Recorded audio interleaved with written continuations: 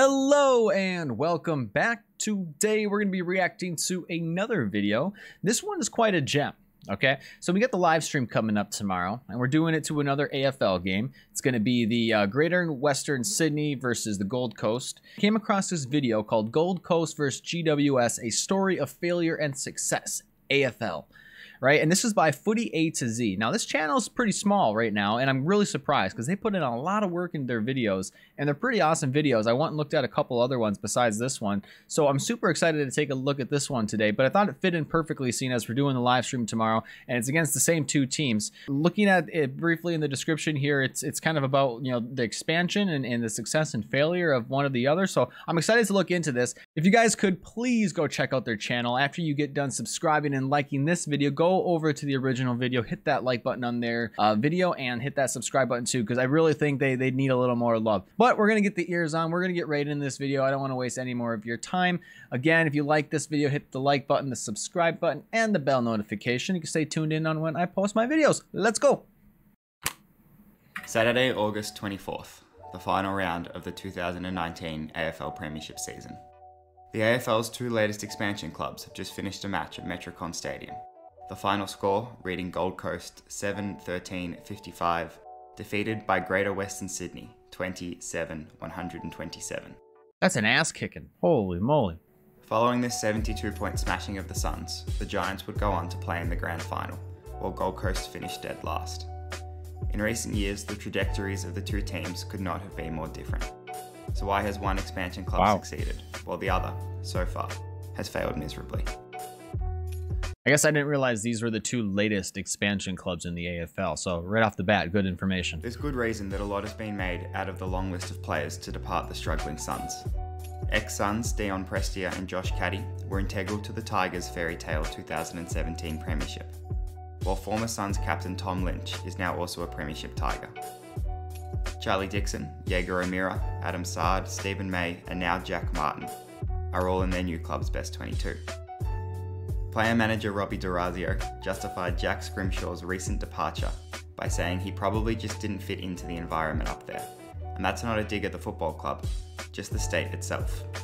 The Gold Coast is well known as the graveyard for professional sport in Australia. Really? The Gold Coast Blaze lasted just 5 seasons in the NBL, and A-League club Gold Coast United survived only 3. In fact, no team from the Gold Coast has ever made it to a grand final in a professional Australian league. A fact that makes the Giants' recent grand final appearance all the more striking. D'Orazio's comments hint at this long history of failure, but something about the South Queensland city has led it to become known as Australian sport's Bermuda Triangle. The Suns pinned much of their hopes on Gary Ablett, who despite incredible individual performances, never became the icon of Gold Coast sport the Suns had hoped.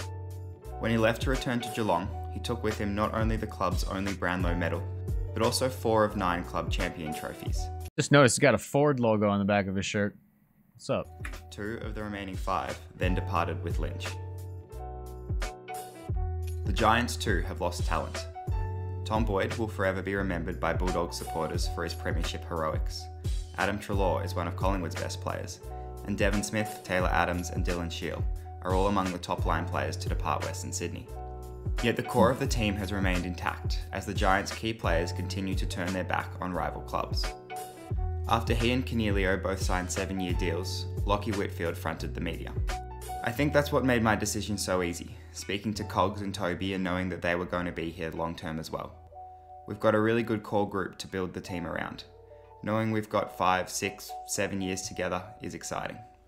That's also really cool in any professional sport when you got a group of guys that or girls, for example, it doesn't matter, that love playing together. And it really shows in the team and in the game and how they play when the people on the team want to stay together to keep playing together. It really reflects in how the team plays.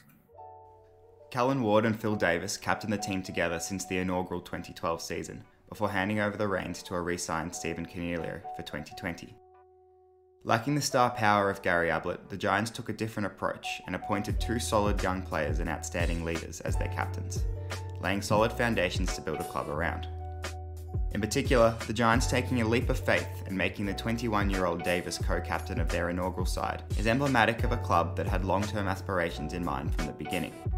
As Davis and Ward have grown as players, the rest of the club has grown around them. In contrast, the Suns' first three captains, Ablett, Lynch and May, are now all playing at other clubs. The Giants' core of star players has also received a consistent message over their time together, with current coach Leon Cameron serving as assistant to Kevin Sheedy before taking charge himself for the past 5 seasons, providing a platform around which the club can sell their long-term plans for success to the players. The lack of a dominant star has also allowed this talented core of players to grow together. In contrast to the Suns, a different player has won the Giants' best and fairest in each of their 8 seasons. Wow. We all understand where we have come from, where we currently are, and what we have to do to get better, Phil Davis told the AFL Record. Off-field, the Giants are far outperforming their northern rivals as well. While the club's on-field results have been slowly trending upwards, so too have their membership figures, with a 2019 tally of just over 30,000 members.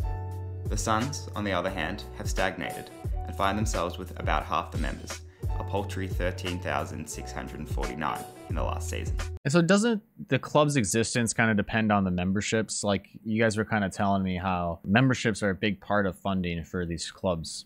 And I wonder with Gold Coast, with the Suns, you know, doing as poorly and kind of trending downwards or not trending at all, you know, how long are they going to be around? Are they in the AFL for good, or is there a limit to it? You know, is it the graveyard? Their largest membership tally, just over 14,000, came in 2011, the club's first season in the AFL. Fans, of course, will reward success, so these numbers come as no great surprise. But the gap in support for the two clubs is growing rapidly. At Gold Coast, Mark Evans has been brought in as CEO to try and steady the ship. The former director of operations at the AFL faces an uphill battle, and while the AFL has denied that they planted Evans in the role, the higher-ups at AFL House will be happier knowing he's there. In the wake of Tom Lynch's departure, Evans hit back angrily at suggestions that players don't want to be drafted to the Suns.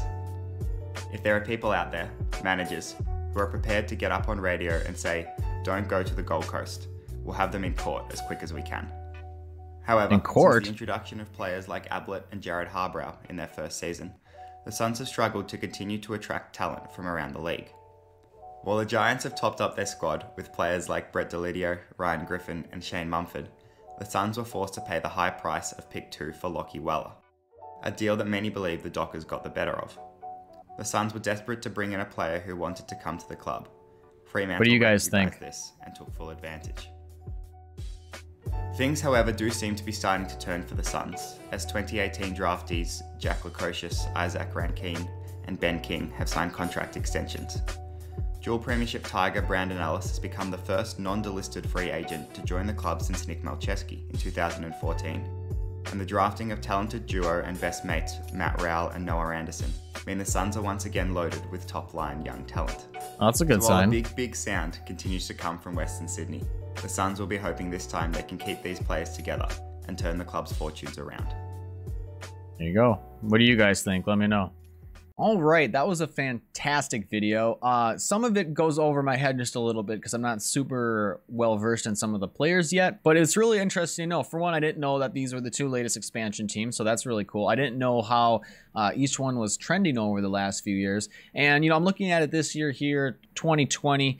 We got Gold Coast sitting here round 9 at 4-4, and we have Greater Western Sydney sitting at 4-4. So as of today, they are tied, both having a very similar season. But I'm curious to see your guys' thoughts. Really, at the end of the day, you are out there are my reference, and your guys' opinions. Let me know kind of what what the people over in Australia or around the world are thinking about this kind of stuff. So let me know what you guys think, and please go check out the Footy A to Z channel. Link will be in the description. Give them some love, give them a few likes and subscribes. They definitely deserve it. They have a great channel and some great videos, and I want to be doing some more reactions to those videos. I just thought this one fit perfectly since we got the live stream coming up tomorrow night. Well, I guess it's tomorrow night for me, whatever time it is for you guys. But check out the community tab on my channel, and you can see when I'll be doing the live stream for that. But don't want to waste any more of your time, guys. Hope you're having a great day. Peace, love. We'll see you later.